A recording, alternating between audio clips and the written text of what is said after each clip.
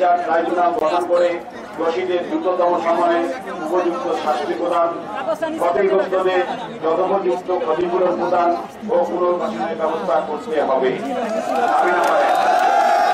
দাবি নাম্বার 2, অনতিবিলম্বে সংখ্যালঘু সুরক্ষা আইন প্রণয়ন করতে হবে। দাবি 3, সংখ্যালঘু বিষয়ক মন্ত্রণালয় গঠন করতে হবে এবং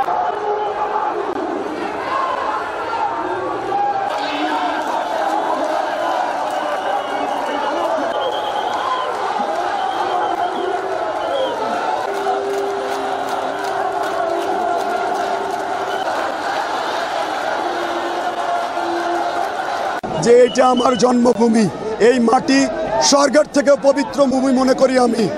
এই মাটি আমার, এই জন্মভূমি আমার। সনাতন সম্প্রদায় তথা সকল সম্প্রদায়ের সমান অধিকার নিয়ে বাংলাদেশে আমরা বাস করতে চাই। বিভিন্ন সময় আমাদের সংখ্যালঘুদের উপরে বিভিন্ন প্রকার আক্রমণ চালায়, ঘরবাড়ি ধর্ষণ করে। আমরা জবাব দিতে চাই,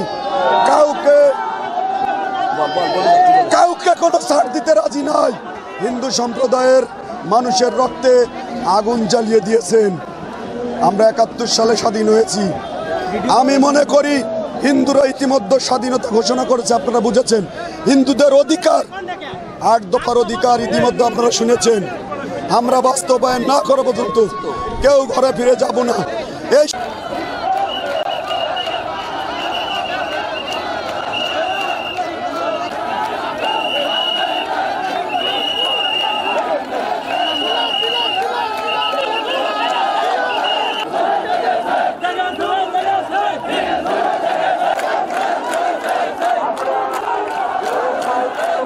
অত্যাচার হয়েছে এই বাংলাদেশে। হিন্দুরা আমরা কারো ঘর দখল করি না, বাড়ি দখল করি না, কারোর প্রতি অন্যায় করি না। একটা নির্বাচন আসলে আমাদের প্রতি কেন অন্যায় হয়? আমরা প্রশাসনের কাছে জবাব চাই। আর মাননীয় ইউনূস সাহেব, আপনাকে বলি যে আজকে আমরা এতগুলো হিন্দু এখানে জাগ্রত হয়ে একত্রিত হয়েছি, আপনার কোনো প্রধান কেউ আসলো না, আপনার কেউ লোক আসলো না, দেখার কেউ থাকলো না। আমরা আজকে এই রাজপথ আন্দোলন শুরু করছি। এই রাজপথ আমাদের 8টা দাবি না হওয়া পর্যন্ত আমরা রাজপথ ছাড়বো না।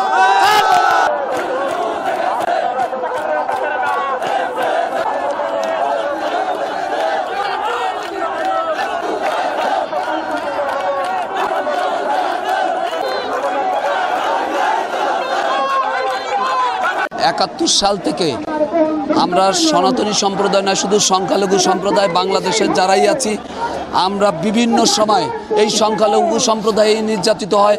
আমার মা বোন ধর্ষিত হয়। আমাদের বাড়ি জমি সম্পত্তি দখল করে এই মৌলবাদী সম্প্রদায়।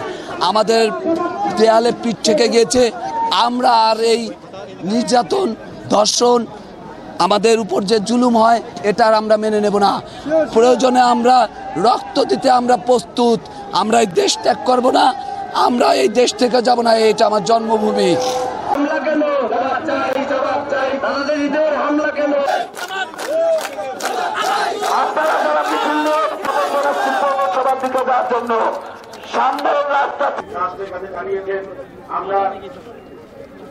আমরা এই গোপালগঞ্জবাসী, এই বিপুল সমাবেশ, আমরা সবাই এই দাবির সাথে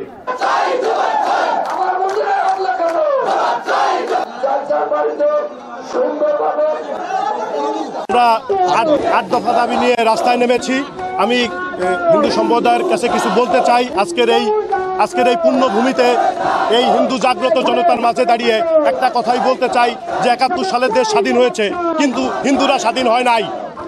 আমরা নেমেছি আমাদের স্বাধীনতা অর্জনের জন্য। আমরা স্বাধীন, এই দফা আমাদের চলতেই থাকবে। আমরা রাজপথ ছাড়বো না। যতদিন পর্যন্ত হিন্দু সম্প্রদায় স্বাধীন না হবে, ততদিন আমরা রাজপথ ছাড়বো না। 71 সালে যে যুদ্ধ হয়েছে, সেই যুদ্ধে হিন্দুরা, সংখ্যালঘুরা স্বাধীন হয় নাই। আমরা যত সময় পর্যন্ত স্বাধীনতা না পাবো, আমরা রাজপথ ছাড়ছি না।